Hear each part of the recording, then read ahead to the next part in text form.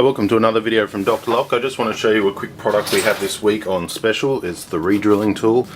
Now there is a few different versions of this that people in hardware shops kind of have, but this is the more of the locksmith version. It's very small to carry around. It allows you to re-drill or recenter your holes on a door. So if you've got a 60mm hole and you want to make it a 70, or if they've not drilled the hole correctly, take this one for example.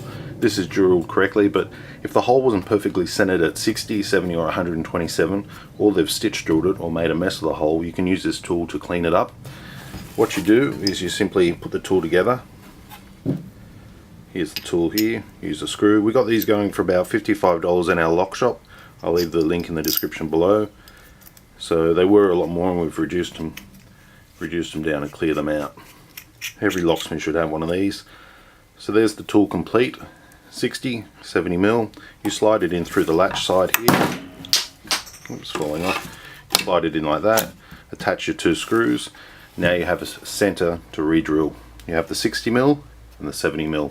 So if you find that their original holes on the door aren't matching and you can't get your lock to sit exactly perfect, it's best to just put this tool in, re-drill it with your 54mm hole saw and start again. That'll give you a perfect lock installation. It also comes in 127. To do that, you simply just remove the screw like this, drop the little screw out, put the big long screw like this, straight through, put the adapter on, and screw it together. This will now give you a recentering tool for 127mm. So it's a good little tool made by Ilko. Back in the day, we have a box of them, and we have reduced them down to about $55 a piece, which for what you get is a tool that you could use every day just about as a locksmith or a handyman or a builder.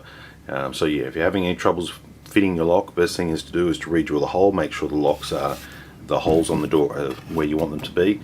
A lot of the time, if they're not exactly right, or the builders or carpenters haven't measured correctly, you're going to run into trouble. So by having this tool, you put it in the door, you re-drill it, you're going to have a perfectly recentered hole and perfect back set for your lock that you're fitting. Okay, thanks for watching.